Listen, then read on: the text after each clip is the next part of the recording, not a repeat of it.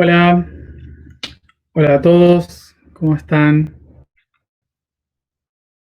Buenos días, buenas tardes, noches.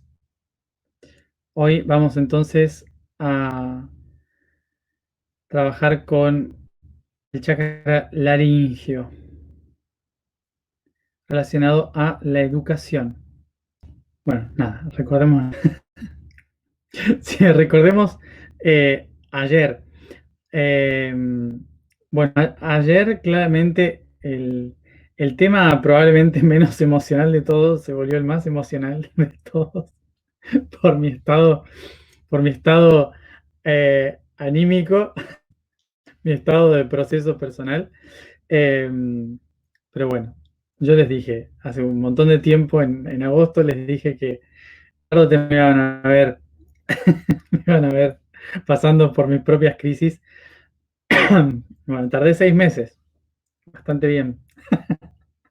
Muchas gracias a todos por los mensajes de ayer. Ayer no alcanzaba a leer muy bien lo que me ponían, así que no sé qué, no sé qué es lo que me escribí, pero muchas gracias a todos por los mensajes, por el apoyo, por el sostén energético, emocional, eh, todos los tipos de sostén posibles, todos los comentarios que fui leyendo, así que muchas gracias a todos por estar siempre y sostener.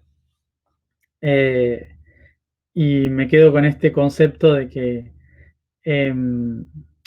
estamos acá, más allá de que estoy en cierta forma dando clase, y hoy hablando de la educación, de que no estamos acá en una, em, más allá de todo, no estamos en una relación maestro-alumnos, sino que estamos acá cada uno con su tarea, y mi tarea es esta, nada más. Entonces, eh, eh, entonces compartir esto de que la sensación de que nos estamos apoyando entre todos en los momentos de debilidad también nos hace más una especie de familia, digamos, o algo así. Así que gracias por todos sus mensajes. Nada, como decía, ayer el proceso se me sumó con un montón de cosas. Se me sumó un gran cambio que hacía 6 meses que no me movía del mismo lugar y hacía un mes prácticamente, que menos de un mes, unas 2 semanas y algo, que no salía de mi habitación prácticamente. Em, de repente subirme a un barco, que me cambiaron de repente, fue todo un caos y bueno, fue llegar a un montón de caos y encima surgió una conversación en el medio de todo esto que me hizo darme cuenta de cosas internas que no había podido trabajarme, eh, y que me hicieron eh, enfrentar a, a esto, ¿no? A la incapacidad del autogobierno. Y bueno, y eso me rompió. Y todo 5 minutos antes de empezar la transmisión, así que no podía ocultarlo. Bueno, y espero que se haya entendido ayer, como también lo hablé en la semana en la semana de la espiritualidad, de la religión. Espero que se haya entendido, a pesar de que estaba llorando, a pesar de mi estado anímico, espero que se haya entendido el concepto, em, que se haya entendido el concepto de qué es lo que estábamos hablando de política. ¿Mm? Em, Quería dejarlo claro por si acaso, que el concepto de política del que estábamos hablando no es una cuestión de de ver de qué política somos, si de izquierdas, de derechas, eh, eh, los ideales políticos, los partidos políticos, todo eso es historia. Para los que estamos trabajando en la conciencia, todo eso debería ser historia. Por eso lo conté como historia. Porque cuanto más vamos viendo hacia atrás en la historia, entendiendo todos los procesos de la humanidad, llegamos a un momento, a un punto que es el origen de esos conceptos, dentro del cual ahí aprendimos que gobierno viene de este concepto de saber navegar el barco, ¿sí? Eso es el concepto principal de toda política, de todo gobierno. Tiene que ver con aprender a conducirse a uno mismo, a conducir el navío. Entonces, como dije, más allá de todos los conceptos sociopolíticos que podamos tener, todas las corrientes de pensamiento que tengamos e ideologías políticas, todas se unen en algo fundamental que es el autogobierno, es la capacidad de autodirigirse, de guiar el barco. Y trabajando con el yo soy, ahí está la relación. ¿Mm? Ah, este es el concepto de la política esencial desde el yo soy. Porque a partir de esto, todo se determina en función del poder. El poder que uno logra tener en uno mismo, el poder que uno eh, eh, pone sobre los otros, hasta dónde yo estoy controlando a los otros. ¿Mm? Ese es el concepto.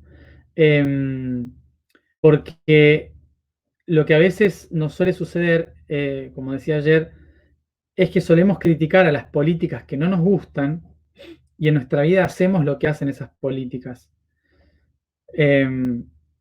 Tratar de controlar a los otros, imponer nuestras ideas, decir qué es lo que está bien y qué es lo que está mal. Y esa es nuestra propia política. Entonces, por esto mismo, la idea es ver dónde están nuestros aspectos políticos en la vida, ¿sí? Porque en cierta forma toda la vida es hacer política. Toda la vida estamos haciendo política eh, cuando nos relacionamos con otros. Entonces, cuando hablamos de, por ejemplo, corrupción política, también nosotros nos corrompemos todo el tiempo en nuestra vida diaria, con cosillas a lo mejor, pero solemos cometer los mismos errores porque todos somos humanos. El problema es que en los políticos, porque afectan a muchísima gente, pero si mañana ponen a cualquiera de nosotros como político, va a cometer los mismos errores si no se trabajó internamente, ¿sí? Por eso, eh, por eso cuando hablamos de política no podemos juzgar al político. Lo que tenemos que ver es el desarrollo humano de ese ser. Bueno, y dicho esto, desde el punto de vista de la política, vamos a hablar de educación y qué es lo mismo. Porque cuando educamos estamos siendo políticamente correctos. La educación, la educación es uno de los principios fundamentales de toda civilización. Pero sin embargo, la educación se castiga en todas las civilizaciones. ¿Y por qué? Porque el libre pensamiento, que es algo muy político, porque surge más o menos en el mismo momento, con las mismas ideologías. La educación y la política van de la mano en nuestros sistemas creados a partir de Grecia. ¿Mm? Entonces, el, eh, la educación que tiene como objetivo demostrar la capacidad de libertad del ser se ha aplicado muy pocas veces en la historia de la humanidad. La educación está basada en la duda. La educación está basada en la búsqueda de las respuestas a partir de la pregunta. Y en un mundo jerarquías, hacerse preguntas no está muy bien visto. porque irrumpe con el orden jerárquico. Recordad, el orden jerárquico viene de hieros arges, que significa poder sagrado. Y aquí me quiero detener en esto, porque muchas veces nosotros estamos hablando de que el sistema jerárquico no sé qué, que el sistema es jerárquico, que si está todo mal. Jerarquía, nosotros relacionamos la jerarquía con la piramidalidad, porque colocamos a Dios arriba, los sacerdotes, al rey, y empezamos a armar la pirámide en función de Dios hacia abajo, hacia el pueblo. Por eso llamamos jerárquico a un sistema piramidal. Pero en realidad esto es una adaptación histórica.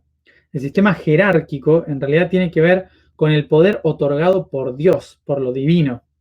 Y como desde el principio de la historia eran los chamanes los que traían ese poder del cielo, que pasaron a ser los sacerdotes, entonces los chamanes, los sacerdotes, pasaron a ser aquellos que daban la palabra o el poder divino al que reinaba, al que dirigía. Y por eso al sistema se le llamaba poder de lo divino, jerarquía. ¿Sí? De esta manera, el poder jerárquico solo se otorgaba a partir del nombre de Dios. ¿Sí? Entonces, por esto mismo vemos que los reyes, las reinas, todos en la historia, en diferentes culturas, han sido nombrados siempre en nombre de un Dios específico. ¿Qué pasa? Si alguien cuestiona a Dios, está cuestionando toda la estructura social. Entonces, que un sistema educativo se base en la duda puede arruinar toda una sociedad y una civilización. Por eso la educación no estaba tan bien vista. ¿Se entiende por dónde viene la cosa? ¿Cómo está relacionada religión y política para condicionar la educación? Todos los temas que venimos hablando. O sea que,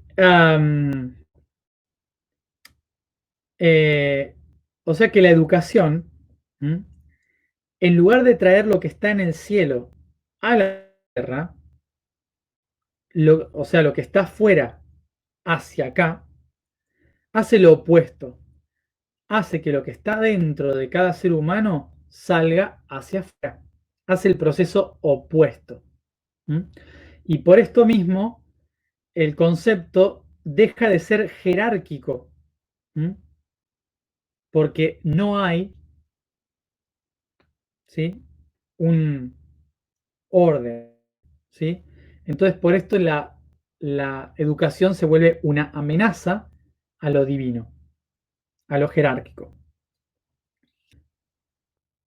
Los primeros que realmente aplicaron la educación fueron los primeros humanos que compartían, que buscaban nuevas herramientas, que entre el grupo buscaban soluciones a problemas. Entonces, unos enseñaban a los otros y los nuevos buscaban otras soluciones a las que tenían. De esta manera, la educación era un padre o algo diciendo, yo tengo esto, y el otro suma algo nuevo, ¿sí? Algo que sea nuevo. Entonces ahí empieza la educación. La educación continúa como un sistema de práctica y experiencia, en el que a través de un cierto camino, una cierta reglamentación, los alumnos iban pasando por pruebas, pero tenían que demostrar soluciones. Es decir, no se les daba opciones de respuesta, sino que se les daba un problema y tenían que buscar una solución a ese problema utilizando su educación, ¿sí? El propio poder interno para compartir una respuesta. O sea que se basaba en preguntas y los alumnos buscaban las respuestas. Los maestros nunca daban la respuesta en sí.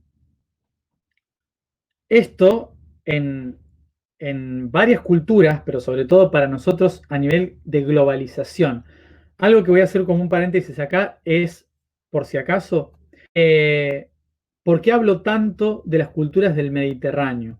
¿Sí? De Roma, de Grecia. Hablo mucho de Roma y de Grecia porque los dos países, son las dos culturas, que moldearon la globalización. Todo lo que hoy está globalizado en el planeta y que nos contiene a todos, surge de esa región mediterránea. Egipto, Israel, Siria, Líbano, Turquía, Grecia, Italia.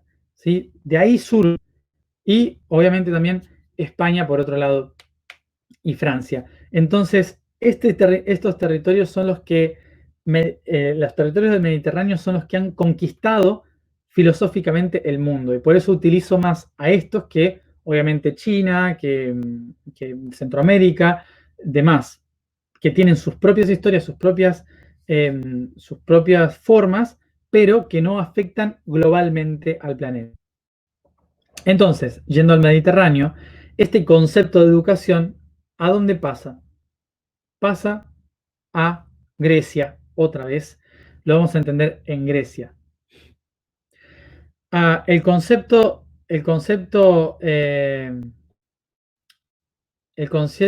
de Grecia, que es los educadores, los sacerdotes, empezaron a darse cuenta de que tal vez los dioses no eran dioses. Y esto rompió con todo, rompió con toda la idea de lo que hasta ahora se venía haciendo en todas las culturas. En estas islas, los griegos, los sacerdotes griegos, empezaron a plantearse qué pasa si en realidad todo lo que existe no es lo que parece. Y si es otra cosa, entonces empezaron a dudar. Y en lugar de dirigirse por la fe hacia la divinidad, empezaron a amar la sabiduría otorgada por la duda. ¿Mm? Y de ahí viene la palabra amar la sabiduría, que es filosofía.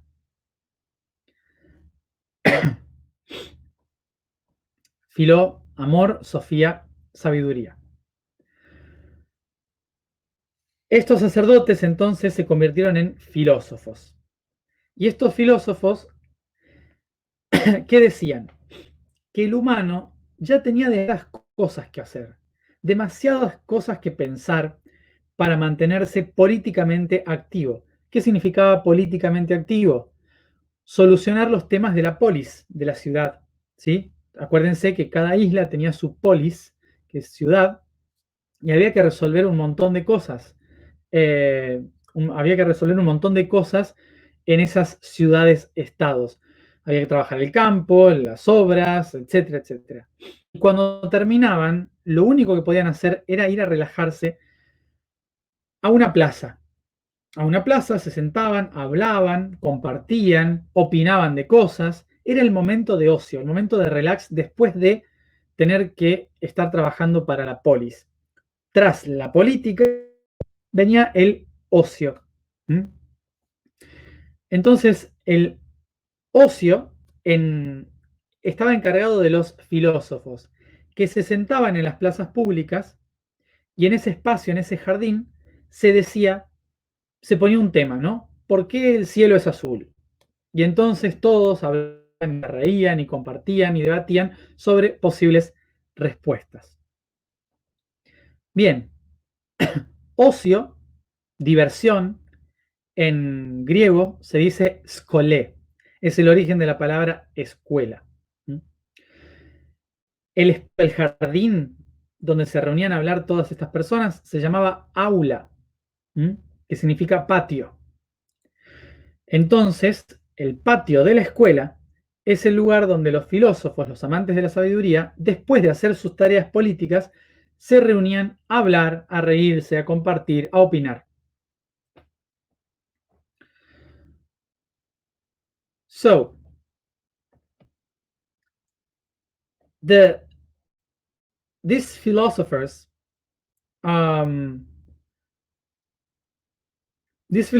used to do this, to open these spaces in public to talk about the wisdom, to question the things. And they took benefit of it.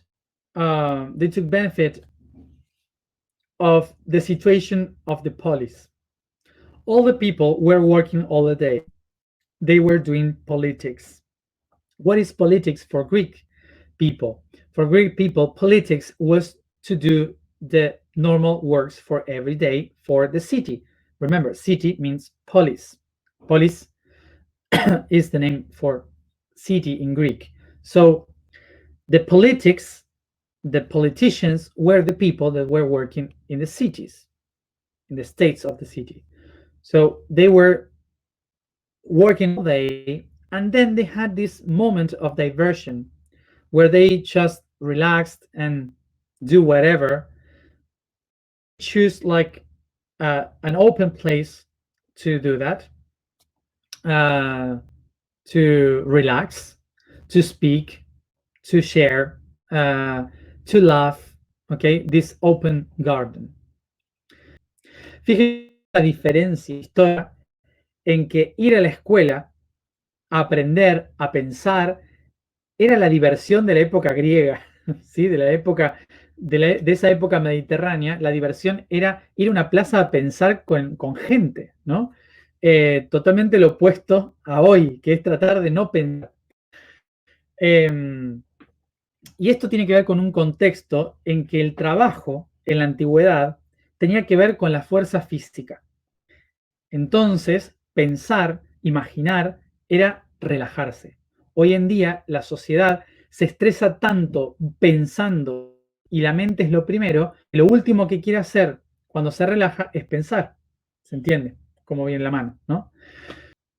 Bien, entonces, lo que fue sucediendo en este, lo que fue sucediendo en este tiempo es que los filósofos empezaron a crecer y a expandir su filosofía a Grecia y después a Roma. Pero ¿qué sucede? Cuando Grecia y Roma fueron tomados de nuevo por el poder de sacerdocio, ¿sí? Otra vez el poder de Dios en la tierra, cuando vuelve este concepto, los filósofos y los librepensadores, los que dudaban, los que se educaban, eran un peligro a la jerarquía divina. Entonces se prohibió el libre pensamiento durante todo el periodo de la Edad Media, desde la caída del Imperio Romano.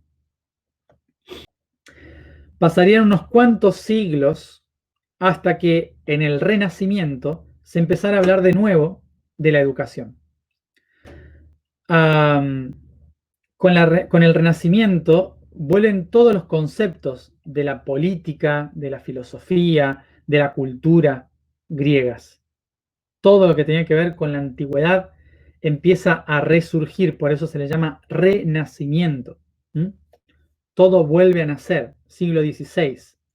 Entonces, el Renacimiento trae otra vez el concepto de la educación, pero lo trae hacia un concepto griego que fue tomado por la Iglesia, que se llamaba colegio. El colegio era un concepto que unía grupos de personas por deber, por las cosas que se tenían que hacer. Se elegían personas capacitadas para ciertas cosas y se les enseñaba a través de un currículum, ¿sí? Entonces, eso era el colegio. Entonces, el colegio unía por servicio a diferentes grupos. Por lo tanto, el colegio durante siglos fue algo natural en Europa. Y desde el colegio se trae de nuevo la educación y vuelven los libres pensadores. Y los libres pensadores empiezan a pensar en crear una educación laica, fuera del pensamiento religioso, que permitiera a las personas pensar libremente. Y esto es lo que llamamos el iluminismo en el siglo XVII, ¿sí? Con los famosos Illuminati del norte de Italia. Y esto ya lo hablamos. Y en el siglo XVI, obviamente, surge el experimento científico a través de Descartes en Francia, Descartes, que es quien va eh, a generar el experimento como método científico. Otra vez, la duda como una herramienta constante de crecimiento. Los Illuminati, es decir, los que se consideraban los iluminados, llamaban a los ignorantes aquellos que no tienen luz, es decir, alumnos, ¿sí? Los alumnos es los que no tienen luz y los iluminados son los que tienen luz. Entonces los iluminados, los maestros, enseñaban a los alumnos a tener luz, ¿sí? ¿Y de qué manera lo hacían? Con un currículum constante diseñado por el colegio. ¿Mm? Por lo tanto, el colegio siguió siendo doctrina, ¿sí? Siguió siendo doctrina. To put the information inside the head of the people. Lo que se empezó a hacer en el iluminismo fue crear una educación en la cual se enseñaba lo que el científico descubría, pero no lo que el alumno descubría. Es decir, se consideraba al ignorante como alguien a quien había que poner la información en la cabeza obligatoriamente. Y por eso se crea la educación obligatoria. La educación obligatoria va a tener que ver con adoctrinar a el pueblo en una forma de pensar laica, en lo que llamamos después repúblicas. Entonces, estas personas, los iluminados, digamos, los iluminados, eh, lo que buscaban era justamente sacarnos del oscurantismo religioso, ¿sí?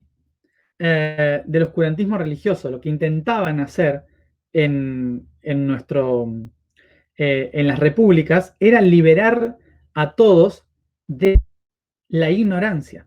O sea que lo que estaban haciendo era perfecto. El problema fue que en lugar de hacerlo desde la educación, se hizo desde la enseñanza. ¿Qué es la enseñanza? Señalar algo. Es decir, eso que está ahí es verdad. Apréndelo porque esa es la verdad. Y solo unos pocos tenían derecho a la educación, que eran los cientificistas. Los cientificistas tenían derecho a la educación porque eran los investigadores, los científicos que aprendían, ¿sí? Los científicos que hacían experimentos. Ellos tenían acceso a una élite de aprendizaje, ¿sí? De educación. Mientras que el pueblo raso tenía que aprender en enseñanza lo que descubrían los otros pocos en la ciencia. ¿Su intención cuál era? Hacer que la sociedad se ilumine a la fuerza. Pero nadie aprende a la fuerza. La educación surge del interior, no de afuera. Hasta el día de hoy, nosotros tenemos un sistema de educación formado por las élites del siglo XVII, ¿sí? Cortes de los palacios reales, que pasó a las repúblicas en el siglo XVIII y siglo XIX. Por lo tanto, estamos en el siglo XXI con una religión, una educación basadas en conceptos del siglo XVI y XVII. Y una sociedad, una tecnología, una cultura que ya está en el siglo XXI. And we have a society, perdón, y una economía, ¿sí? Una economía, una, una cultura, una economía y una tecnología que ya están en el siglo XX. Es decir, que tenemos tres sistemas de hace 500 años atrás que están controlando tres sistemas del presente. Y estos tres, educación, política y religión, educación en la garganta, política en el tercer ojo y religión en el corona, son los tres chakras que hacen al espíritu del ser, a nuestra comunicación espiritual con nosotros mismos. Es decir que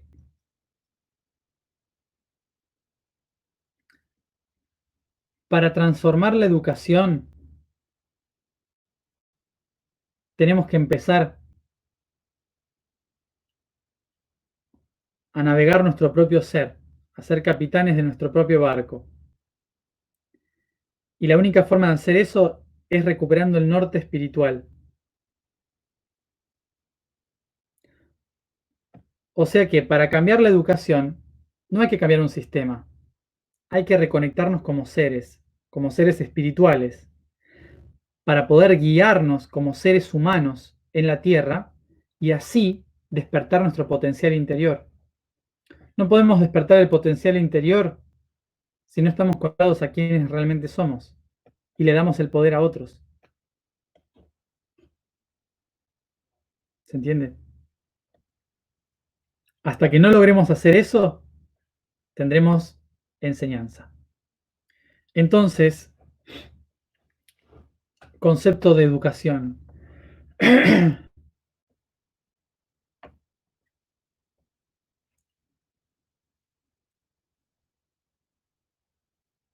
Recordemos, la educación surge a través de preguntas, no a través de currículums. Una educación del ser, una educación del futuro, es en función de preguntas, es en función de proyectos, de creatividad, no de currículums.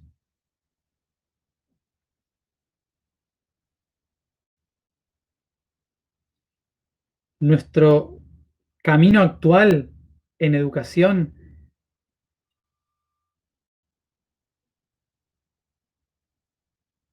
está relacionado al sistema industrial del siglo XVII-XVIII. Por eso las personas son calculadas como productos, son evaluadas como productos del 1 al 10. Eso no es educación. Entonces, para empezar a entender cómo funciona la educación, empiecen a ser más creativos, a pensar cosas diferentes, a hacer siempre, todos los días, preguntarse algo nuevo. ¿Cómo enciendo la educación? Haciéndome una pregunta nueva y busco su respuesta. Busco, creo opciones y las que no me las sé, las busco en internet, en libros, pregunto a alguien. Todos los días se puede aprender algo nuevo. Si se ponen en objetivo, yo lo estoy haciendo todos los días. Todos los días me propongo aprender algo nuevo. Si todos los días se proponen aprender algo nuevo, una cosita nueva, por más pequeña que sea, están activando su capacidad de educación. Están activando su potencial de la duda. Pero es necesario que hagamos cosas nuevas. No que pensemos solamente cosas nuevas. Que hagamos cosas nuevas. Y es cuestionarlo todo. Cuestionar lo que yo digo. Cuestionar todo. Todo lo que existe. Hay que cuestionarlo. Pero cuando digo cuestionar, no es decir, no, lo que estás diciendo está mal.